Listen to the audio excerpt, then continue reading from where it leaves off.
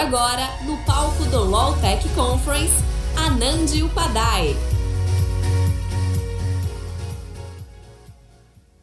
Hello, can you hear me? All right, excellent. You know, I want to start out just by thanking the entire StartSe team. I've been so impressed by them, and I'm so honored to speak here in front of thousands of people here in my first time in Sao Paulo. So thank you so much for having me. I appreciate it.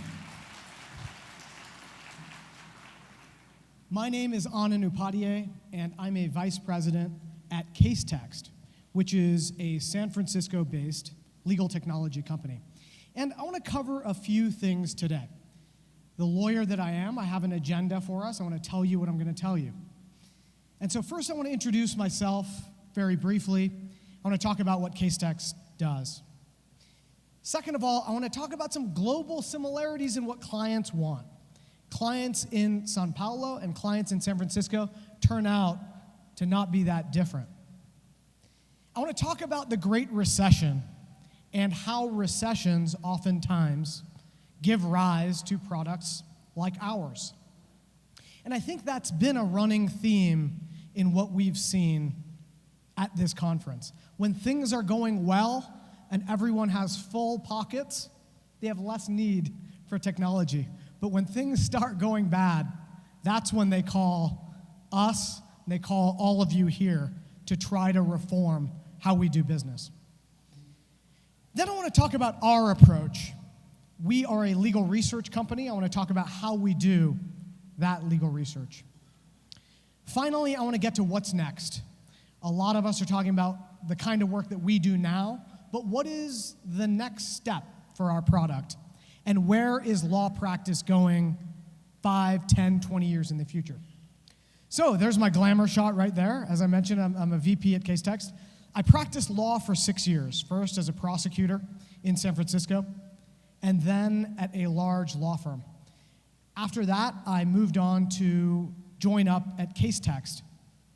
And I've only been at Casetext for 3 years, but I feel that in this world of legal technology, 3 years is more like 3 generations. So much has changed, and so much will continue to change. Now, if you would have asked me 3 years ago whether I'd be even in front of 20 people talking about legal tech, let alone 2,000, I would have not believed you. That's how much this space has grown, and it will continue to grow. So what did I do at Casetext? Let me first tell you, for those who don't know, what Casetext is. Casetext is fundamentally a context-aware, artificial intelligence-backed legal research platform. What we do at Casetext is try to factor in not just the keywords that you type in, but what you're working on, what opposing counsel is working on, and incorporate all of that into getting you results that aren't just off the shelf or generic results. They're results tailored to your legal research project. And that is the big jump that we've made. Fundamentally, who we are, though, at Casetext is a team of former litigators like myself working with software developers and data scientists to make the kind of tools that we would have used when we were in practice. What do I do at Casetext? Well, I primarily spent my time messaging and selling our artificial intelligence-backed tools, working with chief knowledge officers, working with senior partners at firms to figure out how we can use AI not just to be a shiny tool and a shiny new technology, but actually a product that could solve their business problems. As I mentioned, we're a San Francisco-based company. I flew in a few days ago from San Francisco, which is that yellow pin right there at the top left, to Sao Paulo, which is the yellow pin at the bottom right. And what occurred to me on that flight was that there are similarities in law practice globally. Ultimately, clients expect efficiency, accuracy, and they expect you, as the legal experts, to use the best tools. North America, South America, Europe, Asia, that's the expectation. This was really spurred, though, by not good times, but bad times. And in 2008 and 2009 in the United States, we experienced those bad times. Things changed in those years. Now, before the Great Recession, there was much less attention paid to efficiency. A practicing lawyer in the US can simply bill their client, and if the bill seemed somewhat related to the work, fine, pay the bill, give the attorney his money or her money. There were high realization rates. When you did pass on that bill, it was very, very likely to be paid. There were very few alternative fee arrangements or success-based fee arrangements. It was all hourly. They were glad to pay. There were small in-house legal departments and lots of reliance on outside counsel, big firms. Finally, there was little attention spent to automation or the use of tech. When you have money and people are willing to do your work for money, pay them the money. Why worry about revolutionizing the systems that you have? After the Great Recession, something very big happened. General counsel started scrutinizing bills, realization rates dropped, and all of a sudden we got in an environment where everyone cared about efficiency. Why did we all of a sudden start applying artificial intelligence to law around this period of time, 2009, 10? Because of exactly that, because of demand for automation. So, what is the environment that we're living in now? Well, one of the things I get to do at Casetext is I get to run our podcast. It's called The Modern Lawyer. And this is me advertising my own podcast here on stage. But the reason I'm doing that is because the episode last week was with an assistant general counsel at Microsoft. His name is Jason Barnwell, and what he said is that the billable hour is a shackle on innovation and efficiency. This is something that no one would have said back in 2008. That was just simply how things were done. Now, a company as big and powerful and prominent as Microsoft is saying by 2019, we are going to phase out hourly billing in exchange for success-based billing and alternative fee arrangements. They put their 20-plus law firms on notice that you better get ready to do business differently. Well, the good thing is we're from Silicon Valley at Casetext, and where there's change, there's opportunity. And I think that's really a theme of this conference. Where there is change, there is opportunity to innovate and revolutionize how business is done. And so as a result, there was an explosion in legal technology startups, with a lot of legal technology startups doing all kinds of different things. Casetext happens to be in the legal research space, but there are companies doing revolutionary things in the way clients are billed, in data analytics, in staffing, in access to justice, et cetera, et cetera. We're seeing that the entire legal industry is subject to disruption and innovation, and I couldn't be more thankful as a practicing lawyer that that's true.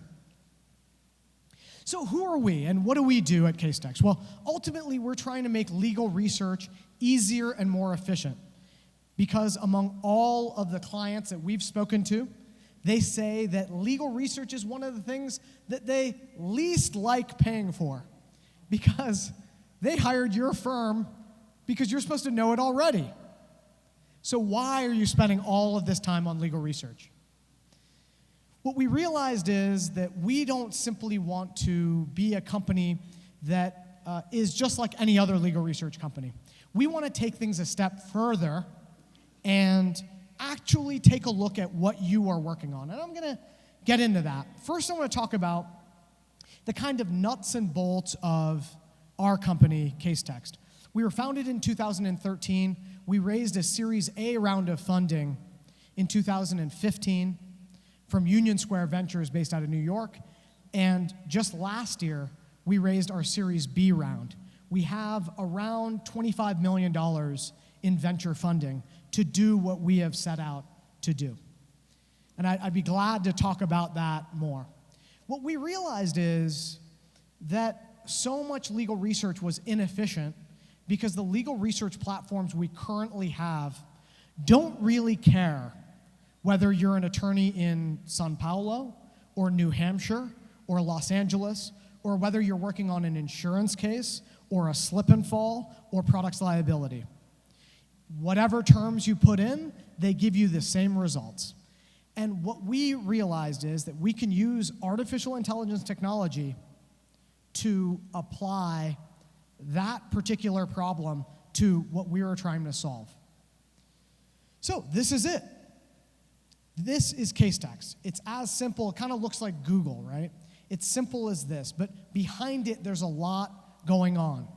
Because what you could do here, and I'm going to show you a kind of a mock legal research project here, but what you could do here is simply put in keywords and click enter, and it will work just like Google or just like any other legal research platform. But if you click that orange button that says Kara search, that's where things get interesting, and that's where the magic happens.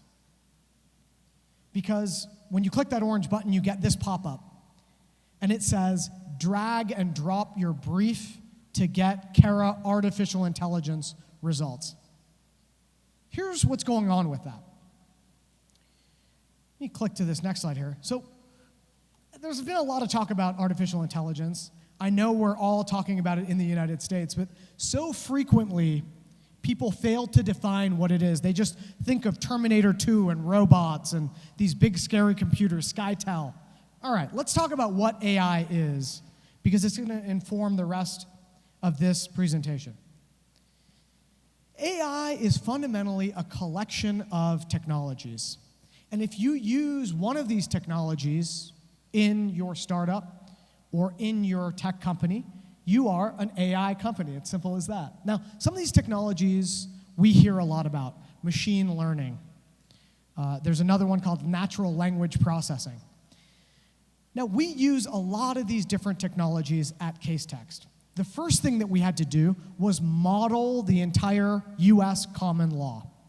And by that I mean we ran machine learning algorithms through the US common law to figure out what topics and concepts governed multiple cases. And we did that over and over and over, and we found millions of similarities that attorneys may miss across the US common law.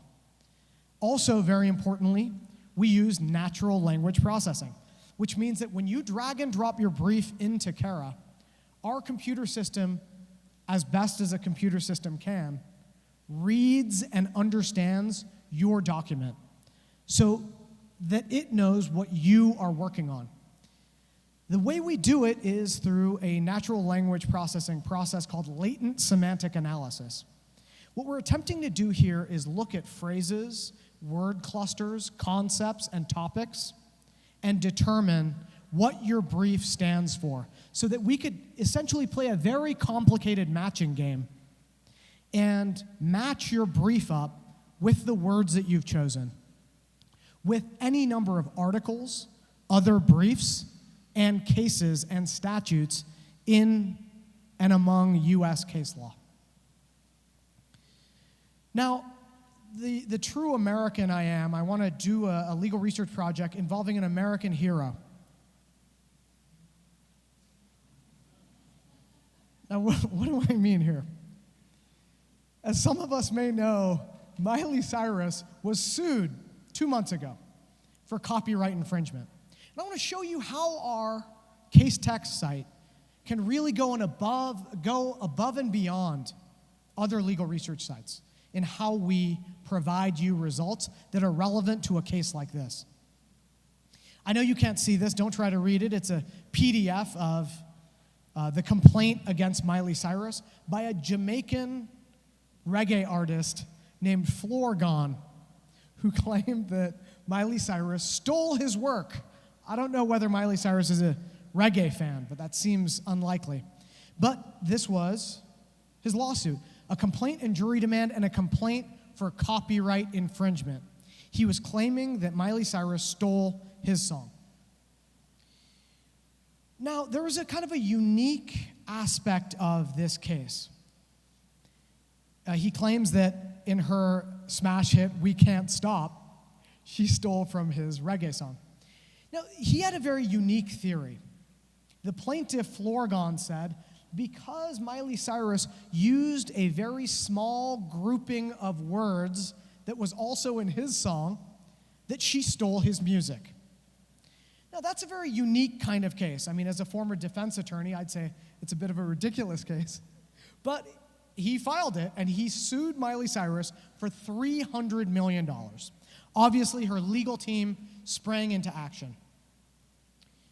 Now, if I was going to start with the normal legal research project, I might go to Casetext and put in something general and kind of keep looking from there, right? Copyright and music and lyric.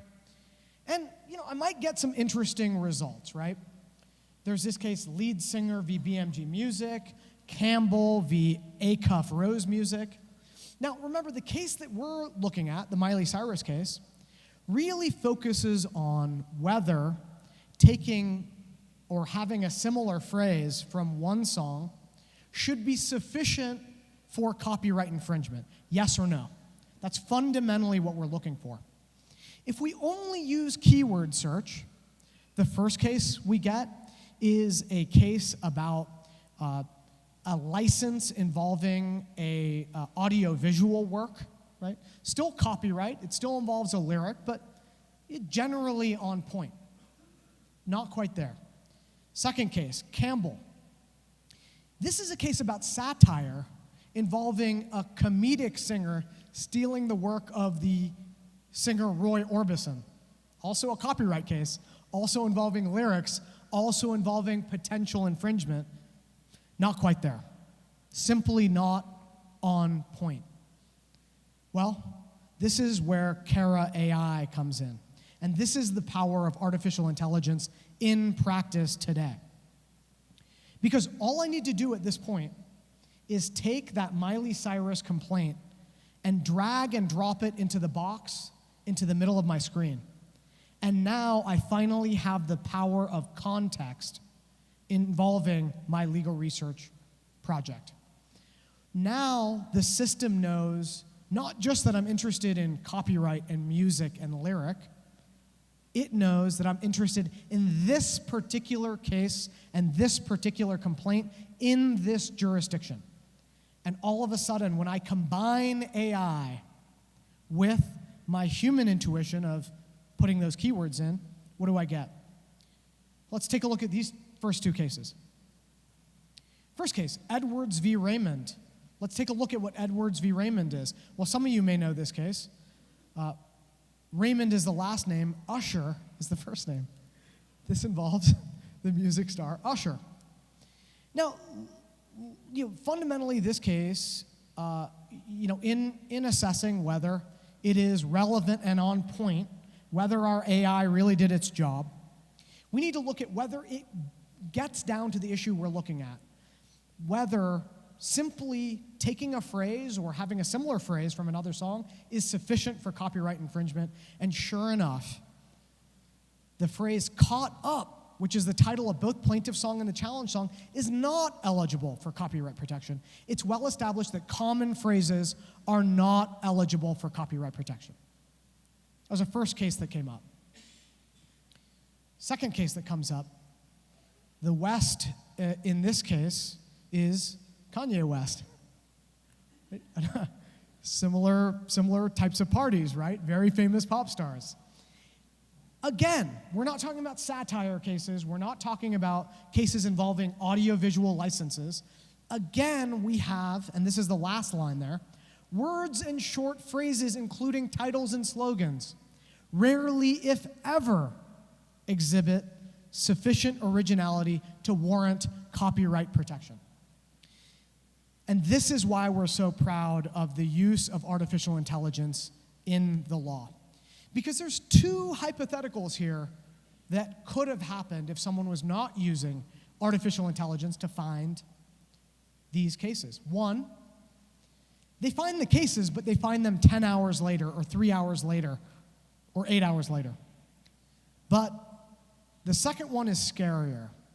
And the second one is something that makes me lose sleep, or at least made me lose sleep when I was a practicing lawyer, and that is that you miss the case.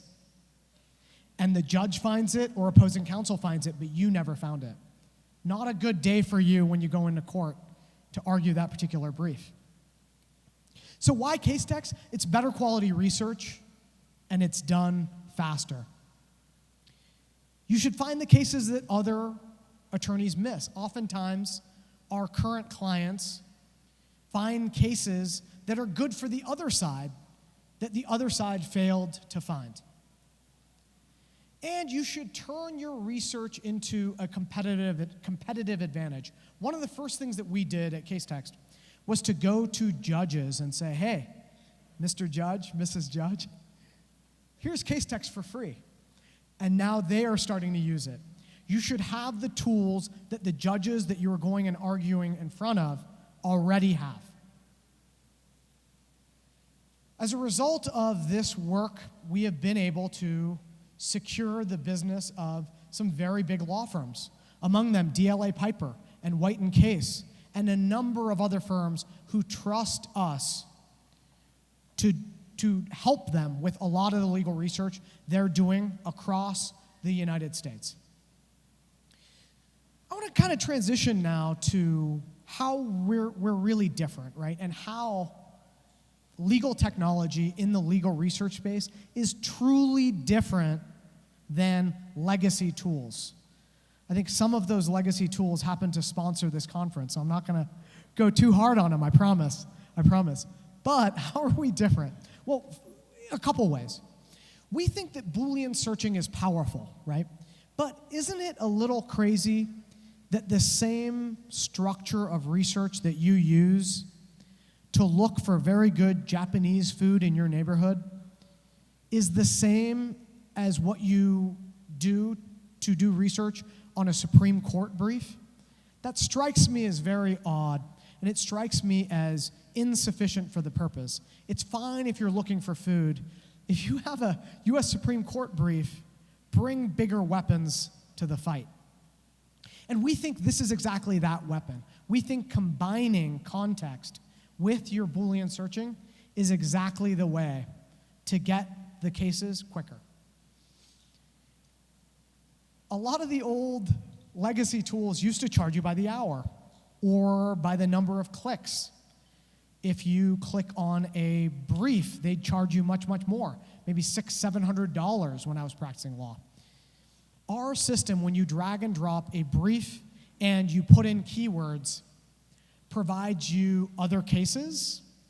It provides you briefs that are substantively similar to your brief so that you can see what other attorneys have written in the same area. It provides you articles that we've collected from across the internet so that you could read about what your peers in the legal community are writing about the area of law that you are currently researching. And we do that all for one flat fee. So all of those law firms that you saw, Squire Patton Boggs and DLA and all of these big firms, they pay us one price, and for all of their offices, whether you're a legal assistant or litigation counsel or a partner, you could click on anything on our site in an unlimited fashion.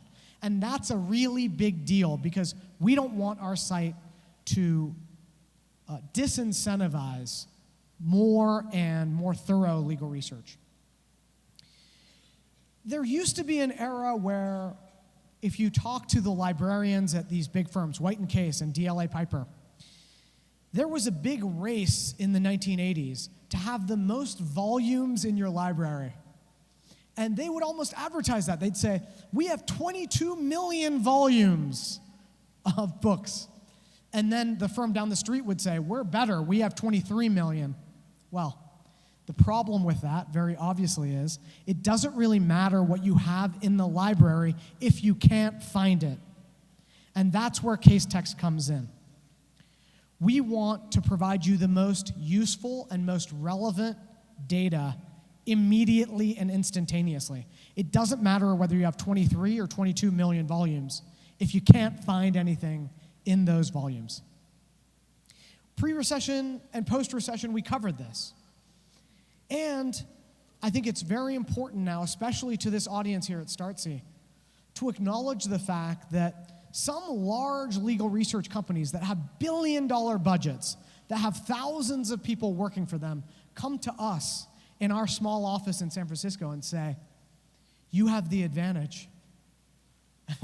And I say, how? How could we possibly have the advantage?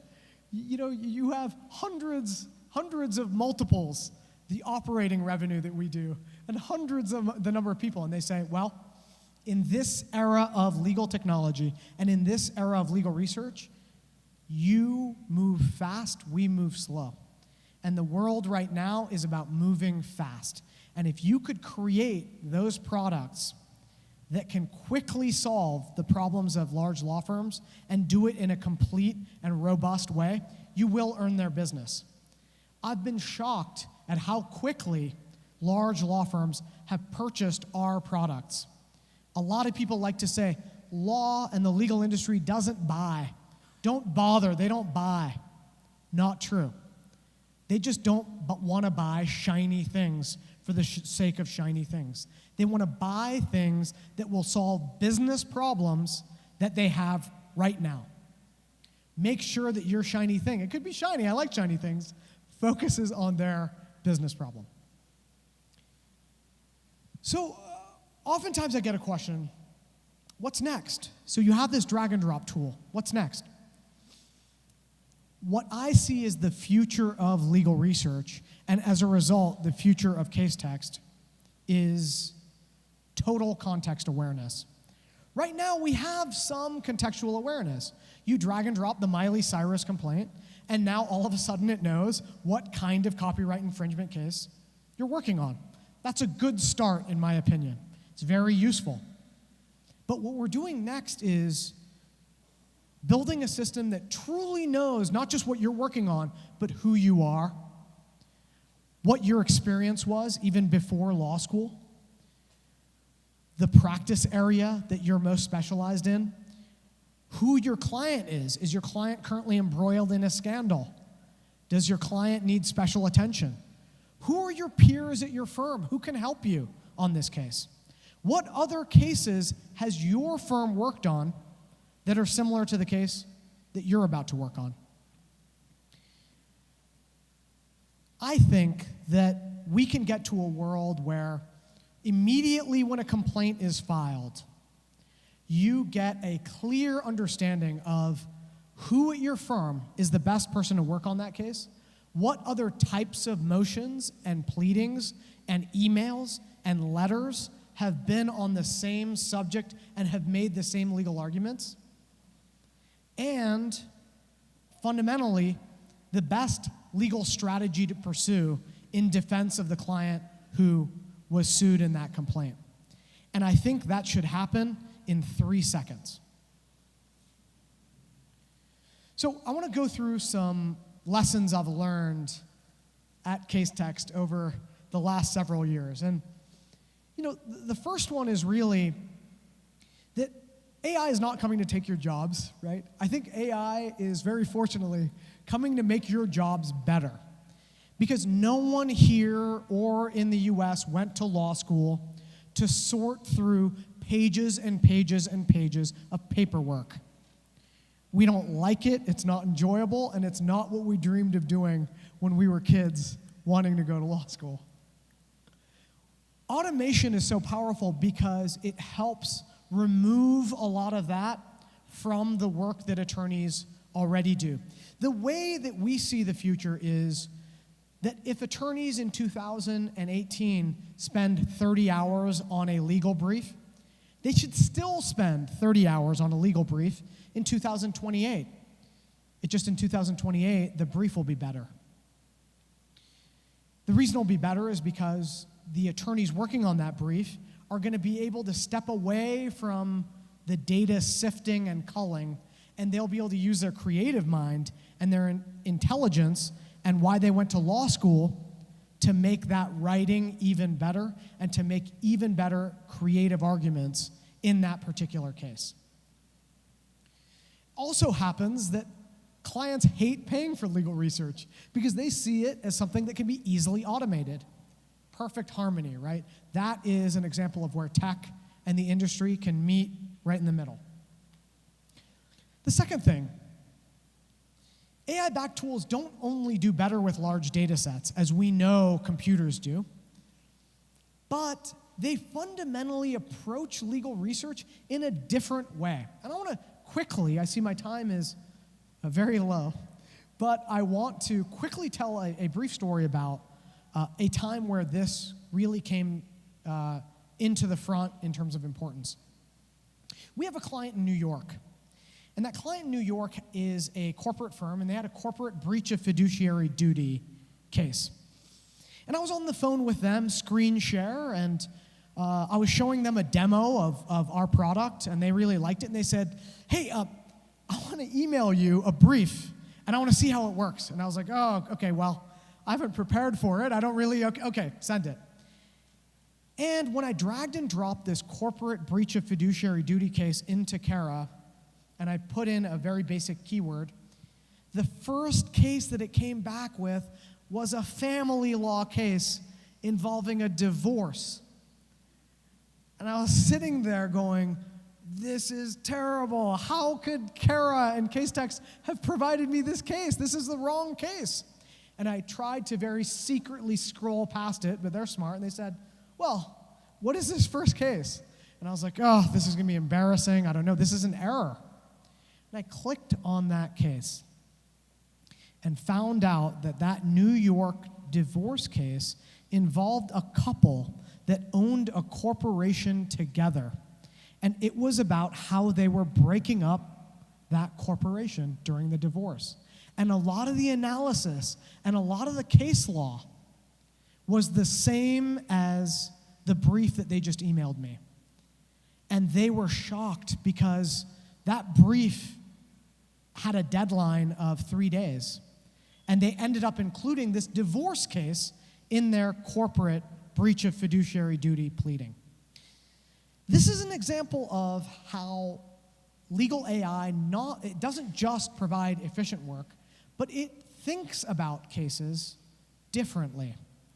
It approaches cases and legal research differently. I was taught in law school, if this was a corporate breach of fiduciary duty case, stick to corporate breach of fiduciary duty. Look at contracts, look at boards of directors, look at Delaware law. Immediately exclude family law, exclude bankruptcy, exclude all of that. But in this case, divorce law was something that ended up being critical to that brief. I'm wrapping up now for the StartSe team. I'm seeing nervous faces here. I promise I'm wrapping up. So let's be real about what AI cannot do. We keep talking about how great it is. Compared to human beings in a lot of ways, it's not that great because it can't do a lot of things. It can't interpret cases. That's where lawyers come in. It can't tailor arguments to a particular court. Similarly, if I moved down to Sao Paulo and I tried to argue a case, the barrier for me wouldn't only be Portuguese, but it'd be that I don't know the local customs, I don't know the judge, I don't know how the courts operate. You all do. AI will never be able to take local customs and put them into practice, mainly because a lot of it is not written. There's no data. AI can't think creatively. AI can't handle complex human emotions. A lot of problems we deal with and we have the blessing or the honor to deal with as lawyers involve complex human problems and oftentimes complex human emotions. AI is not going to take your job in that way because it simply cannot understand that. I'm going to conclude with this. Oftentimes we see articles like this and it says, AI beats human lawyers. And we all say, wow, it's only a matter of time. AI is beating me at my job. But I'd encourage you to take a look at some of these studies very critically and look at what it's actually testing for. This particular study here is testing for how quickly an attorney, human attorney, can spot issues in a non-disclosure agreement. Well, if that's what you call being a lawyer, then good. Have computers take that. Because we know they could do it better. But, and I'm going to close on this slide, anytime situations or problems of higher level judgment and creativity and making a decision come into play, human beings aided by AI are always the best team. What this slide is about chess teams. What a lot of studying has shown us is that an AI can beat a human being, and an AI can beat an inferior AI. But an AI playing against a human being assisted by an AI always loses. And that is the key I want you to take away here from my presentation. Lawyers who are smart and creative and understand the technology will be assisted and aided by AI and will not be phased out. At this point, I want to thank you all. My name is Anand Upadhye. Message me, follow me on LinkedIn and Twitter. My podcast, The Modern Lawyer, is right there. I'd encourage you to take a listen to it. We cover a lot of the issues that I talked about today. Thank you all, and again, thank you to StartSe. I really appreciate it.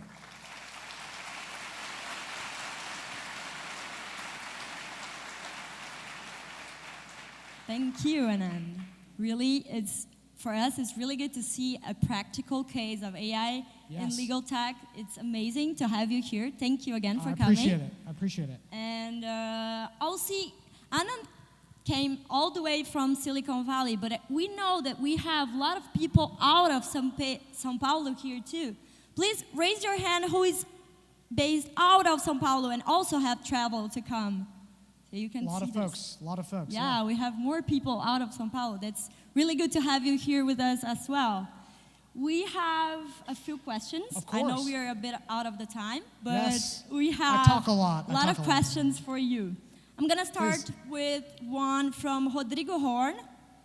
And he said, he's asking, have you guys already adapted Casetext? Let's say, is it the first version, or are you guys trying to? Great question. We've had multiple updates to Casetext. We keep tightening up our data science, and as some of the technologists in the room know, machine learning and using training sets to get better results is a constantly evolving process. We keep hiring on also new PhD machine learning experts. We just hired on one very recently, and they help us tighten up and improve our algorithm. We're never going to stop improving our algorithm. Yeah, this also, it happens a lot in startup fields. You have to adapt, and also absolutely. We have another question from Fabio Bernardes. He is asking, to perform such a research as Casetext does, what are the assumptions? Let's say, for example, justice database, integrated and federated. What do you say will be the assumptions? The assumptions, so let me clarify the question. What is the question, what do we have in our database that can be advanced? Okay, so what we have is a set of, and I want to make sure I get that question right, so please tell me if I didn't understand that question, but what we have is a set of articles, almost 1 million articles that can be advanced when you drag and drop a brief in. We have cases, we have other briefs that we pull from our e-filing system in the United States called PACER. We have statutes, federal statutes as well as state statutes. And then I didn't get into it because of time, but we have really interesting data science derived features called black letter law and holdings, where we've sent our machine learning algorithms throughout the common law to figure out the commonalities in what courts hold, and we provide those to you immediately, so you don't need to go on a scavenger hunt looking for that. Oh, that's really amazing. Thank you again, and I just want to explain to them that you host us in Silicon Valley as well. He was a speaker there. Ele nos recepcionou numa missão que era só para advogados também, para a vertical de legal, né, de LawTech, LegalTech. E a gente vai ter uma nova missão dessas em outubro. A gente tem um recado do pessoal lá do Vale para vocês aqui também. Thank you again, Anand. Yes, thank you all. Really appreciate it.